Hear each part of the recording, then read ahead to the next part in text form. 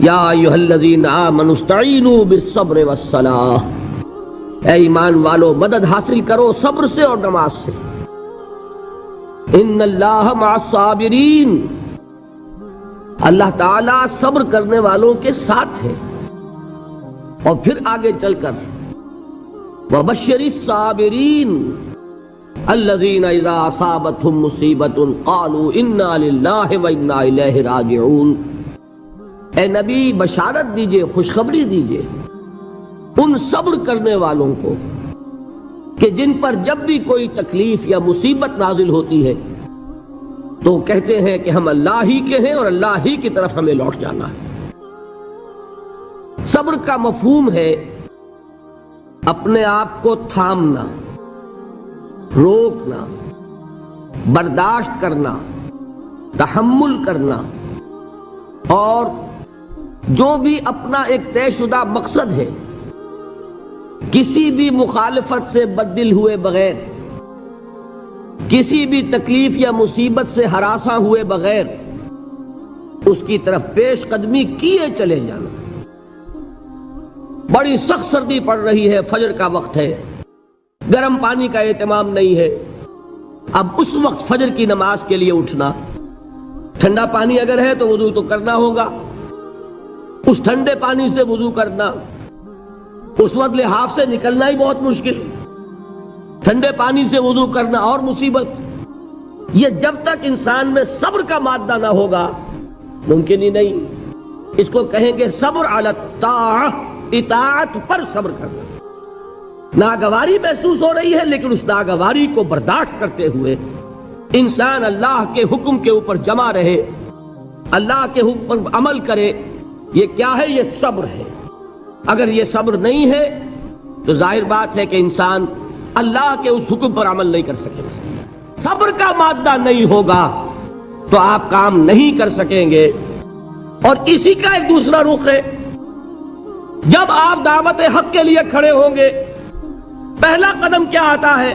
استہزاء، تمسخر، مذاق اڑانا، جس کی میں مثال اب دینا چاہتا ہوں محمد الرسول اللہ صلی اللہ علیہ وسلم کی شخصیت سے. دیکھیے ہم کیا اور ہماری بساط کیا، ہم کیا مبلغ ہوں گے، کیا داعی ہوں گے، ہمارے اپنے دامن پر داغ ہوتے ہیں، لیکن یہ کہ محمد الرسول اللہ کے دامن پر کوئی داغ تھا؟ ان کو تو سارے مکے والے الصادق الامین کہتے تھے، نہایت محبوب شخصیت تھے. ان کے لیے تو جا صادق، جا الامین، یہ الفاظ سننے میں آتے تھے، آنکھوں کا تارا. لیکن جب آپ نے دعوت اب شروع کی، اب قرآن مجید میں دیکھیے کسی نے کہا مجنون ہو گئے، دماغ خراب ہو گیا، پاگل ہو گئے، اجی شاعر ہیں، کچھ شعر جوڑ لیتے ہیں ہم پر بہت جماتے ہیں. کسی نے کہا ساحر ہے، کچھ جادو سیکھ لیا ہے. یہاں تک کہ ایسے بدبخت بھی پیدا ہوئے، قرآن میں ہے ساحر کذاب، سحر کرنے والا جادوگر نہایت جھوٹا. یہ الفاظ کہے جا رہے ہیں کس کی شان میں؟ محمد الرسول اللہ صلی اللہ علیہ وسلم. قرآن میں نقل کیا گیا یا ایھا الذی نزل علیہ الذکر انک لمجنون. کبھی آپ نے اس کا ترجمہ سوچا؟ ہے وہ شخص، دیکھیے تصور کیجئے حضور جا رہے ہیں، تشریف لے جا رہے ہیں، کسی دعوت میں ہے، تبلیغ میں، یا ویسے ہی تشریف لے جا رہے ہیں، اور کوئی ایک جمگھٹا ہے لوگوں کا، ادھر سے فقرہ آتا ہے، تیر کی طرح لگتا ہے دل میں جا کر محمد کے صلی اللہ علیہ وسلم. اے وہ شخص جس کا یہ خیال ہے کہ اس پر کوئی ذکر نازل ہو رہا ہے، ہمارے خیال میں تو تمہارا دماغ خراب ہو گیا ہے. یا ایھا الذی نزل علیہ الذکر انک لمجنون، کہا کہ نہیں کہا؟ اور یہ نہ سمجھیے کہ حضور صلی اللہ علیہ وسلم کے قلب مبارک کو تکلیف نہیں ہوتی تھی. میں قرآن سے ثابت کروں گا، میں کہیں کوئی کہانیاں بیان نہیں کرنا چاہتا. قرآن نے کہا ہے وَلَقَدْ نَعْلَمُ أَنَّكَ يَضِيقُ صَدْرُكَ بِمَا يَقُولُونَ. اے نبی ہمیں خوب معلوم ہے صلی اللہ علیہ وسلم کہ جو کچھ یہ لوگ کہہ رہے ہیں اس سے آپ کا سینہ بھجتا ہے. یہ جو گھٹن ہوتی ہے، صدمہ ہوتا ہے، انکا یضیق صدرک بما یقولون، ہمیں خوب معلوم ہے کہ جو کچھ یہ باتیں آپ کو سننی پڑ رہی ہیں، یہ کڑوی کسیلی باتیں، یہ جو فکرے چست ہو رہے ہیں، استہزاء ہو رہا ہے، تمسخر ہو رہا ہے۔ سورہ حجر میں ہے، ایک جگہ کھڑے ہوئے لوگ قرآن کا مذاق اڑا رہے ہیں، بھائی فلاں آیت تم لے جانا، فلاں آیت میری ہوگی، اس کے ٹکڑے کر رہے ہیں، اس کے ٹکڑے حصے بکھرے کر کے قیمہ بنا کر ان آیات کا تمسخر اڑا رہے ہیں۔ ایک جگہ قرآن مجید میں مذکور ہے کہ فرشتوں کا مذاق اڑ رہا ہے، بھائی یہ دیکھو محمد نے کہا ہے صلی اللہ علیہ وسلم کہ جہنم پر تو کل 19 فرشتے ہیں، علیہا 19 قرآن میں آیت نازل ہوئی۔ ایک پہلوان کہتا بھائی 10 کو تو میں سنبھال لوں گا، باقی 9 کا تم انتظار کر لو۔ یہ باتیں آ رہی ہیں حضور کے کانوں میں، کلام الہی کے ساتھ کیا سلوک ہو رہا ہے، مجھ پر کیا فکرے چست کیے جا رہے ہیں، مجھ پر جس طریقے سے استہزاء اور تمسخر کا رویہ اختیار کیا گیا ہے، دل بھچ رہا ہے، دل میں صدمہ ہے۔ دیکھیے سورہ نون ہے، اور میرے نزدیک یہ دوسری وحی ہے جو حضور پر نازل ہوئی ہے، اس کی ابتدائی آیات، نون والقلم وما یسطرون ما انت بنعمت ربک بمجنون وان لک لاجرا غیر ممنون وانک لعلی خلق عظیم فستبصر ویبصرون بأیکم المفتون ان ربک هو یعلم بمن ضل عن سبیلہ وهو اعلم بالمہتدین۔ نون، قسم ہے قلم کی اور جو کچھ یہ لکھتے ہیں۔ اے نبی آپ اپنے رب کی نعمت سے مجنون نہیں ہیں۔ یہ کیوں کہا جا رہا ہے؟ حضور کو جو صدمہ پہنچا ہے وہی نازل ہوئی ہے دل جوئی کے لیے، تسلی کے لیے۔ آپ کیوں برا منا رہے ہیں؟ اے نبی آپ کیوں صدمہ اور رنج اور اندوہ محسوس کر رہے ہیں؟ ان بدبختوں کے کہنے سے کوئی آپ مجنون ہو جائیں گے؟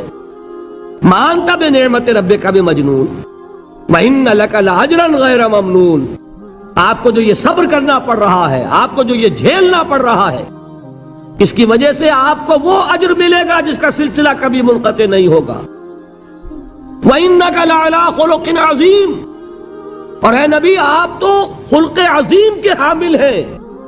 آپ کا اخلاق، آپ کا کردار، آپ کی سیرت، آپ کی شخصیت میں طہارت، نفاست، پاکیزگی، آج تک دنیا نے کوئی پاگل، کوئی مجنون ایسا بھی دیکھا؟ یہ ساری باتیں اللہ تعالیٰ حضور کی دلجوئی کے لیے فرما رہے ہیں۔ اس سے آپ اندازہ کیجئے کہ کتنا صدمہ ہوتا ہوگا۔ یہی ہے، اس ساری چیز کو جمع کیجئے تو یہ چیز کیا ہے؟ وَاصْبِرْ عَلَىٰ مَا يَقُولُونَ وَاهْجُرْهُمْ هَجْرًا جَمِيلًا، صبر کرو اے نبی، صبر کرو اے محمد صلی اللہ علیہ وسلم، جھیلو اور برداشت کرو اس پر جو یہ کہہ رہے ہیں۔ یریدون لیطفئوا نور اللہ بافواہہم، یہ چاہتے ہیں کہ اللہ کے نور کو اپنے منہ سے بجھا دیں، پھونکے مار کے ہی بس۔ نور خدا ہے کفر کی حرکت پہ خندہ زن، پھونکوں سے یہ چراغ بجھایا نہ جائے گا۔ یریدون لیطفئوا نور اللہ بافواہہم واللہ متم نورہ ولو کرہ الکافرون، یہ چاہتے ہیں کہ اپنے منہ کی پھونکوں سے اللہ کے نور کو بجھا دیں، حالانکہ اللہ تعالیٰ تو اپنے نور کا اتمام فرما کر رہے گا، خواہ ان کافروں کو کتنا ہی ناگوار ہو۔ اس کی ترجمانی ہے نور خدا ہے کفر کی حرکت پہ خنددن، پھونکوں سے یہ چراغ بجھایا نہ جائے گا۔ یہی وجہ ہے، دیکھیے مکی صورتوں میں خود نبی اکرم صلی اللہ علیہ وسلم کو اتنے مختلف پیرایوں میں صبر کا حکم دیا گیا۔ کچھ مثالیں میں دے چکا ہوں، وَلِرَبِّكَ فَاصْبِرْ، اسی طریقے سے وَاصْبِرْ كَمَا صَبَرَ أُولُو الْعَزْمِ مِنَ الرُّسُلِ،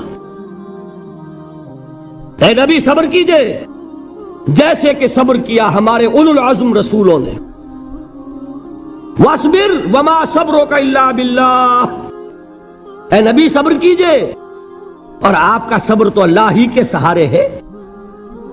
وَاصْبِرْ لِحُکْمِ رَبِّكَ، یہ سورہ نون جس کی ابتدائی آیات میں نے آپ کو سنائی، نون والقلم وما یسطرون ما انت بنعمت ربک بمجنون، اس کا اختتام کیا ہوتا ہے؟ وَاصْبِرْ لِحُکْمِ رَبِّكَ وَلَا تَكُنْ كَصَاحِبِ الْحُوتِ إِذْ نَادَىٰ وَهُوَ مَكْظُومٌ، اے نبی صبر کیجئے اپنے رب کے فیصلے کا، انتظار کیجئے اور اس مچھلی والے کے مانند نہ ہو جائیے۔ مچھلی والا کون؟ حضرت یونس علیہ السلام۔ مچھلی والے نے اپنے دینی حمیت اور غیرت جو تھی اس کی وجہ سے اللہ کے حکم کا انتظار نہیں کیا، اپنی قوم کو چھوڑ کر چل دیے۔ نبی کا، رسول کا یہ معاملہ ہوتا ہے، جیسے کہ آپ کو معلوم ہے کوئی افسر ہے کسی حکومت کا، وہ اپنی پلیس آف ڈیوٹی کو نہیں چھوڑ سکتا، he must stick to his place of duty. بڑے افسرز کے لیے تو یہ بہت بہت اہم بات ہے۔ تو اے رسول، جہاں آپ کو ہم نے تعینات کیا ہے آپ وہاں سے ہل نہیں سکتے کہ ذرا مخالفت ہوئی، لوگوں نے فقرے چست کیے اور آپ کہیں اور چل دیے، دفع ہوئے، یہ بات نہیں سننا چاہتے، میں کسی اور کو سناؤں گا۔ ہو سکتا ہے نا؟ ہم تو کرتے ہیں نا یہ، اس لیے کہ ہمیں تو اللہ نے کہیں تعینات تو نہیں کیا نا۔ اگر ایک جگہ کے لوگ بات نہیں سنتے، چلو بھائی ہم کہیں اور جائیں گے، وہاں بات سنائیں گے۔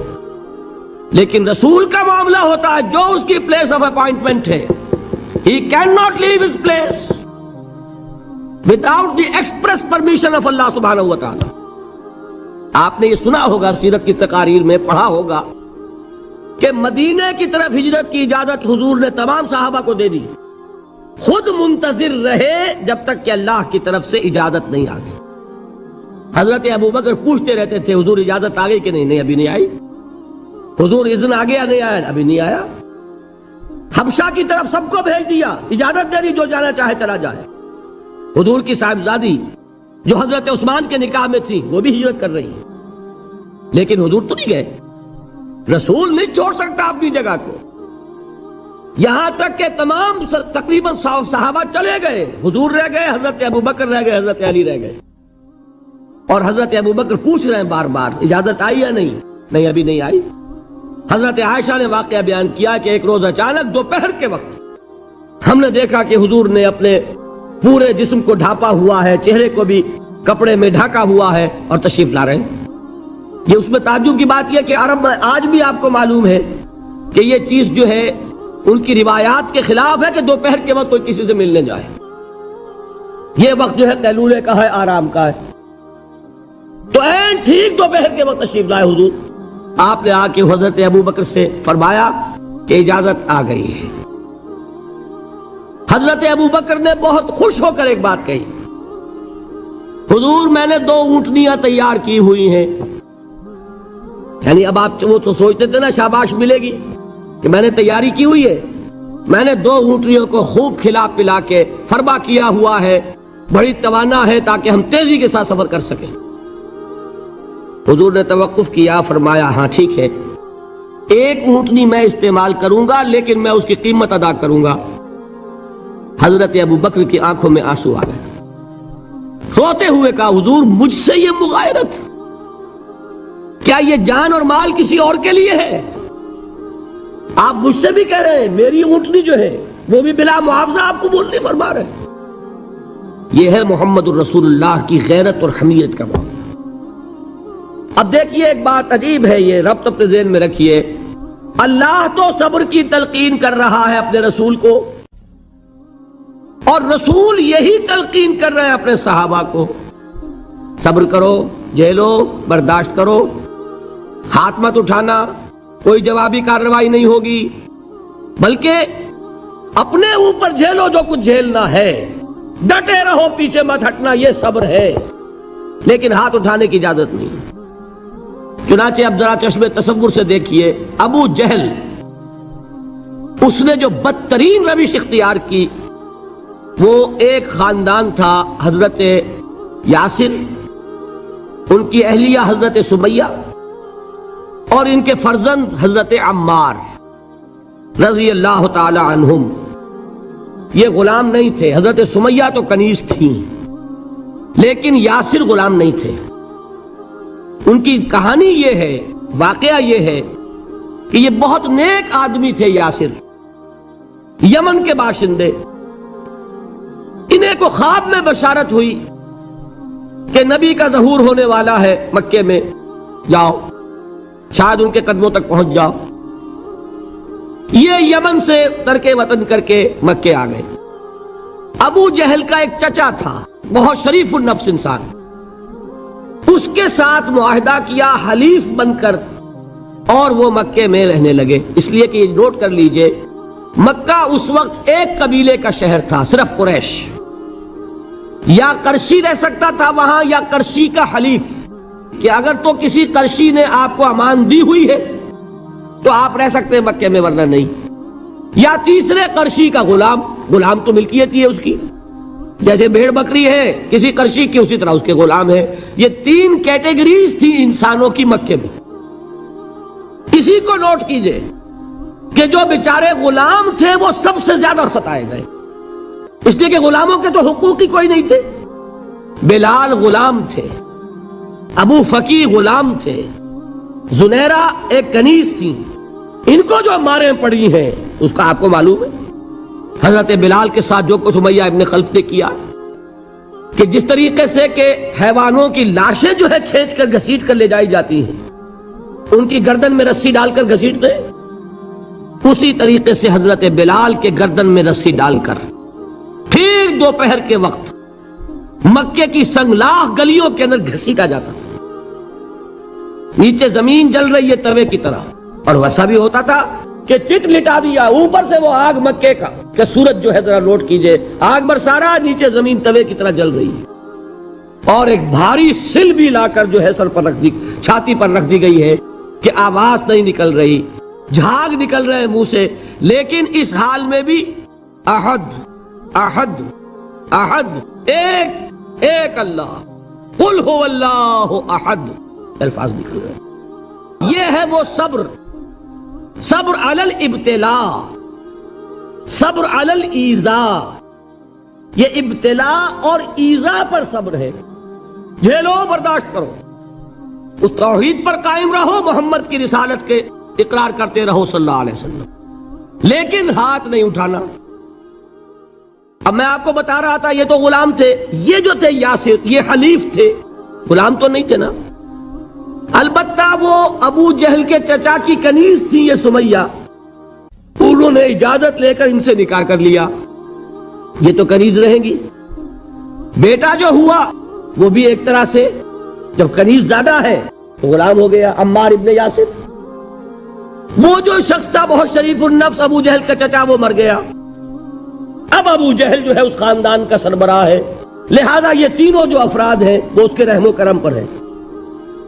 یاسر کو بھی پروٹیکشن اگر ہے تو ابو جہل کی ہے، ابو جہل جو چاہے کرے، اور سمیہ تو کنیز ہے ہی، اس کا تو کوئی حق ہے ہی نہیں، جو چاہے کرے.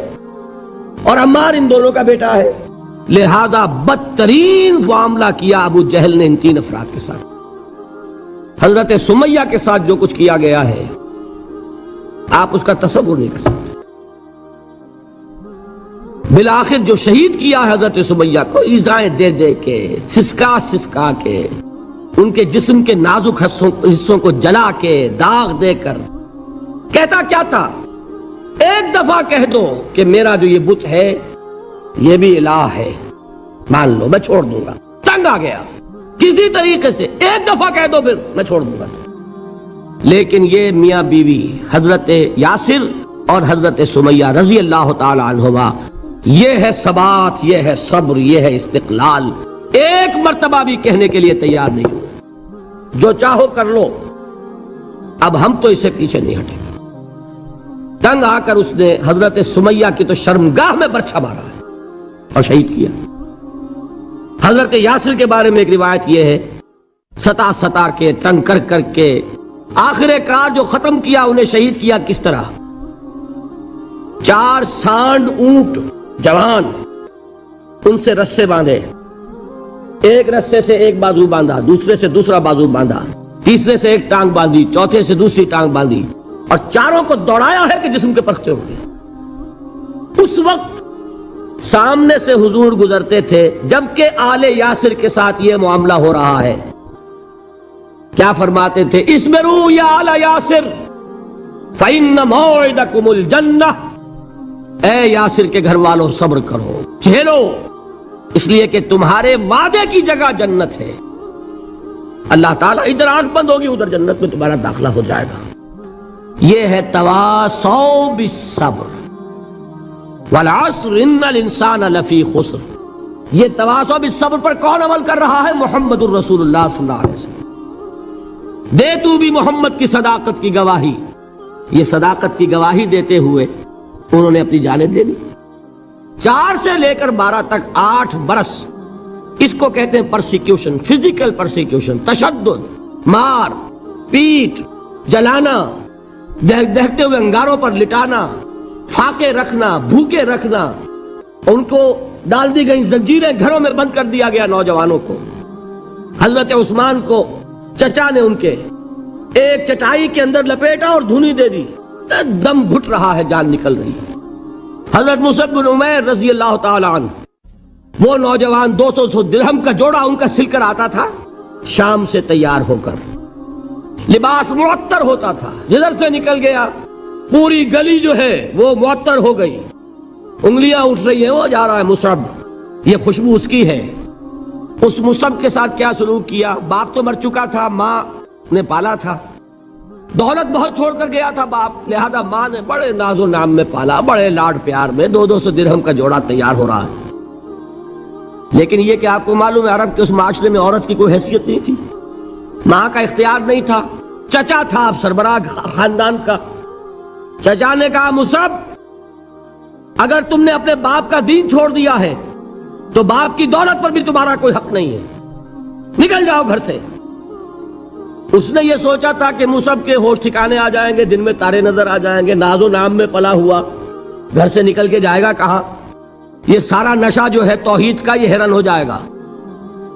حضرت مصعب کا جواب بالکل برعکس تھا، اچھا ٹھیک ہے چچا جان، میں گھر چھوڑتا ہوں۔ وہی بات جو کبھی کہی تھی ابراہیم نے، باپ نے کیا کہا تھا؟ واجرنی ملیہ، جاؤ چلے جاؤ، دفع ہو جاؤ میری نگاہوں سے۔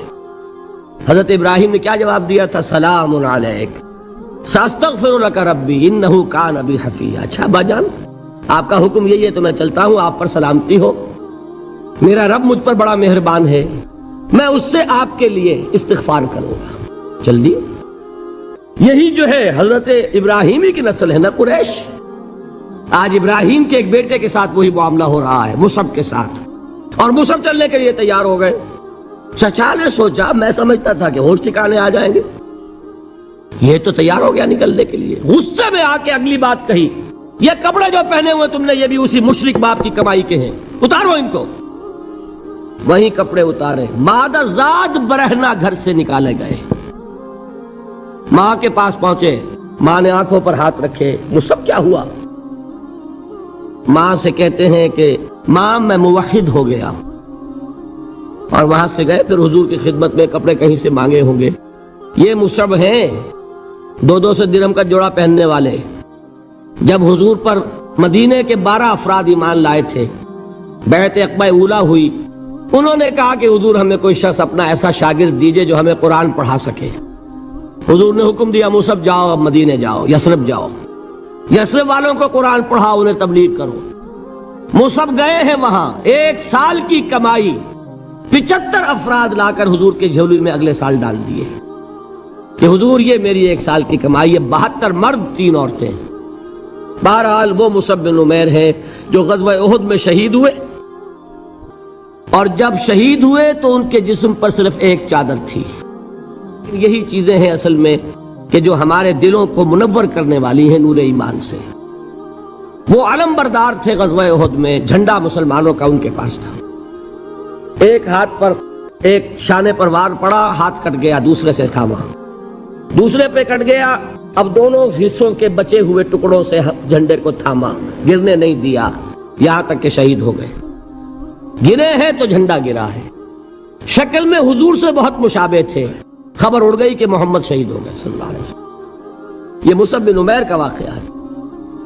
جب ان کو اب دفن کرنے کا وقت آیا، اور شہید کے لیے کفن جو ہے اس کا وہی لباس ہوتا ہے جو شہادت کے وقت ہو، حضور کے سامنے ایک پرابلم پیش کیا گیا۔ حضور، مصعب کے جسم پر تو ایک چادر تھی، اور وہ چادر بھی اتنی چھوٹی ہے، یعنی 2 گز کی چادر بھی نہیں ہے، اس سے اگر سر ڈھانپتے ہیں مصعب کا تو پیر کھل جاتے ہیں، پیر ڈھانپتے ہیں تو سر کھلتا ہے، کیا کریں؟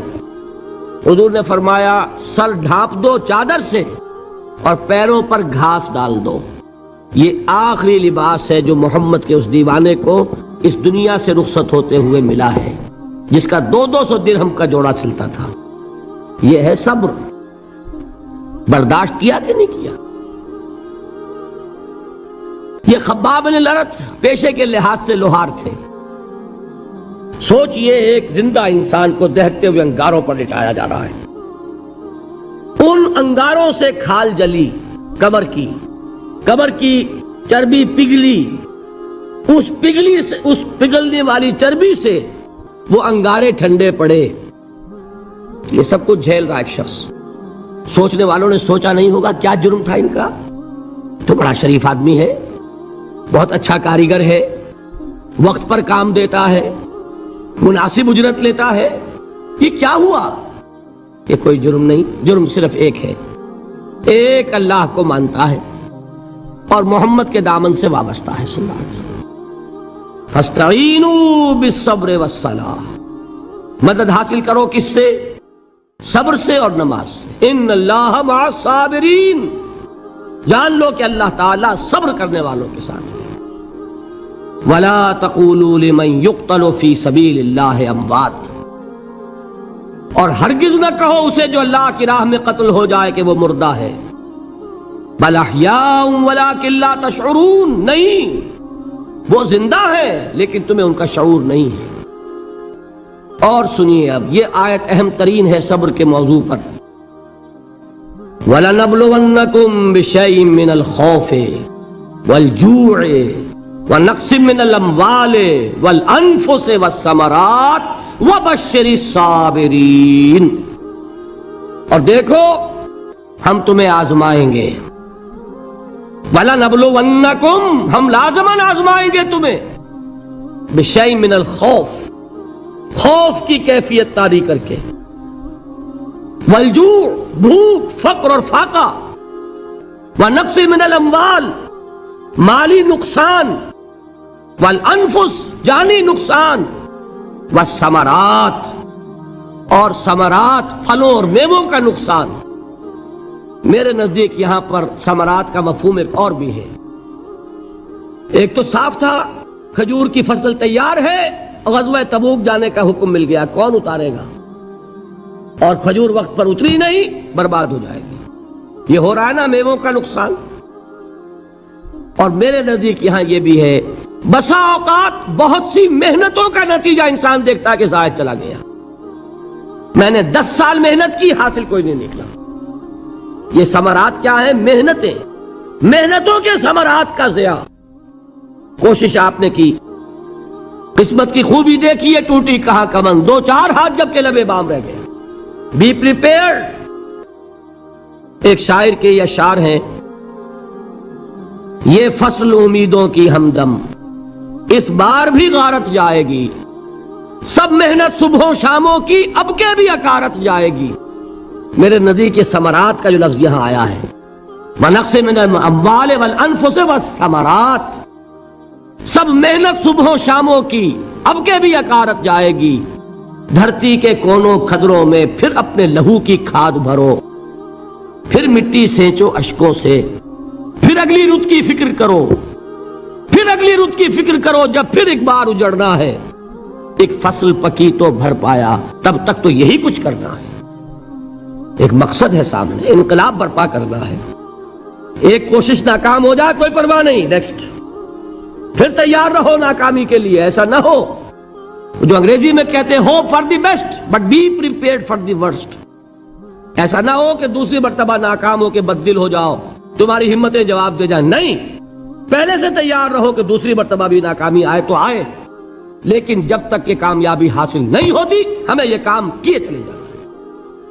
دیکھیے سیرت میں آیا کہ نہیں یہ واقعہ؟ بدر میں مسلمانوں کو فتح ہوئی تو احد میں زک پہنچی کہ نہیں؟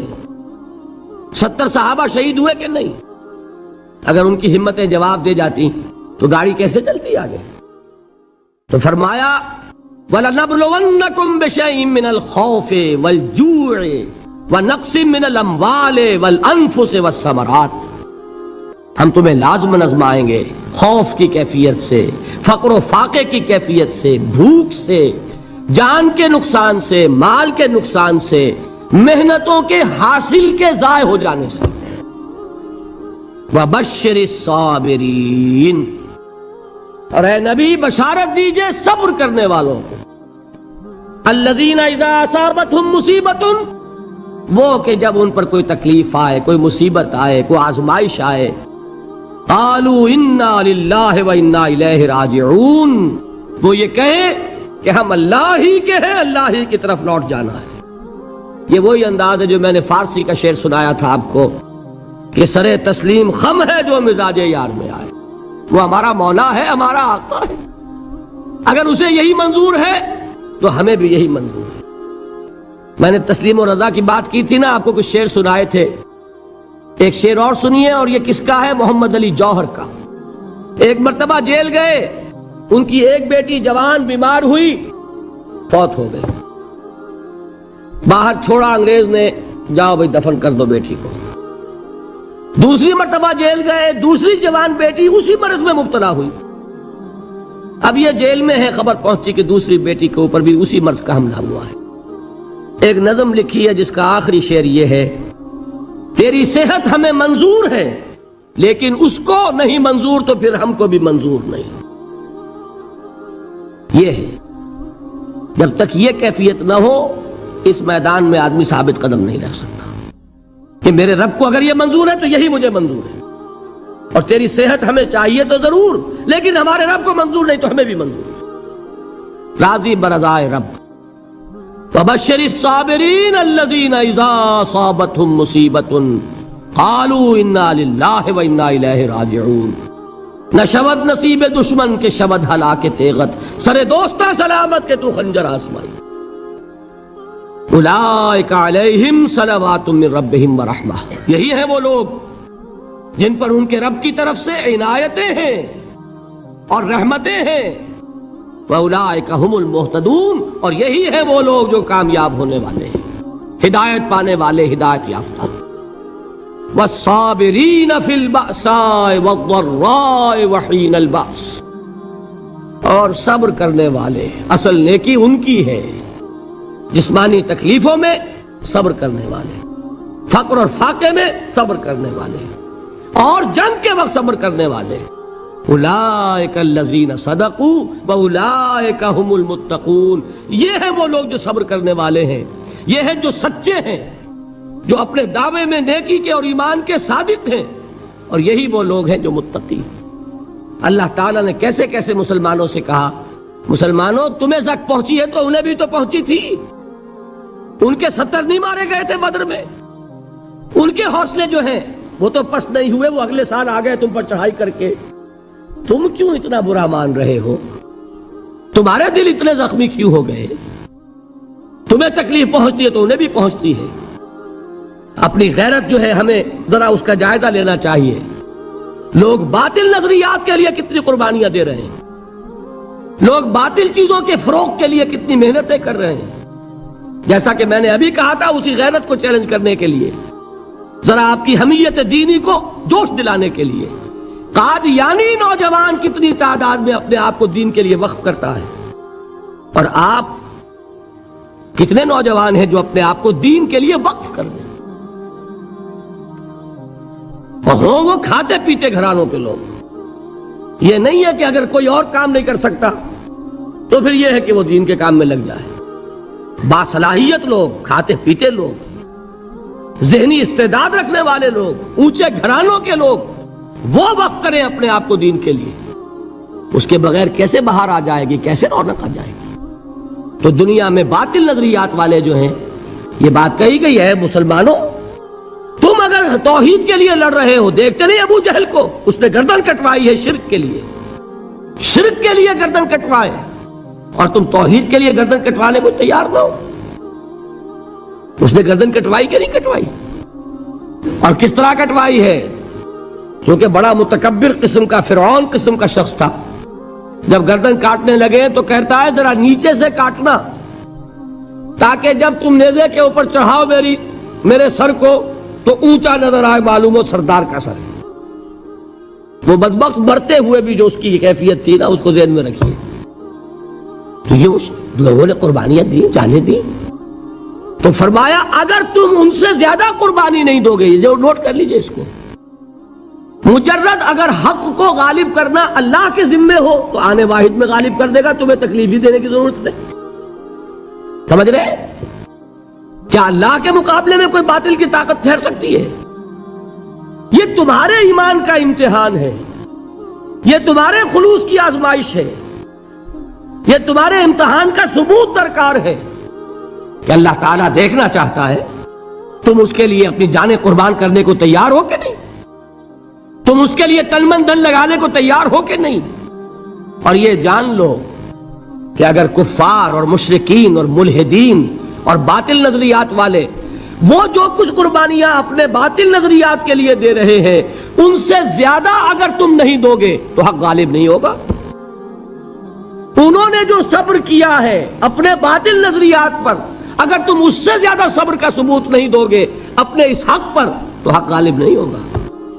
اس لیے فرمایا یا ایھا الذین آمنوا اصبروا وصابروا، نہ صرف یہ کہ صبر کرو بلکہ صبر میں اپنے دشمنوں سے آگے نکلو، ان کے صبر سے بڑھ کر صبر کرو. ورابطوا، مرابطہ کہتے ہیں چوکس رہنا، ہوشیار، پہرا دو، ایسا نہ ہو کہ دشمن جو ہے غفلت میں تمہارے اوپر کوئی حملہ جو ہے کر بیٹھے. واتقوا اللہ، اور اللہ کا تقوی اختیار کرو، لعلکم تفلحون، تاکہ تم فلاح پاؤ. یہ ہے حضرات تواصوا بالصبر. میں نے عرض کیا تھا ہر جگہ پر آپ کو چوٹی کی بات صبر ملے گا. آیت الکرسی، آیت البر جو میں نے آپ کو سنائی آخر میں، والصابرین فی البأساء والضراء وحین الباس. حامیم السجدہ، وما یلقاها الا الذین صبروا وما یلقاها الا ذو حظ عظیم. اس کے بغیر تو نہیں ہوگا.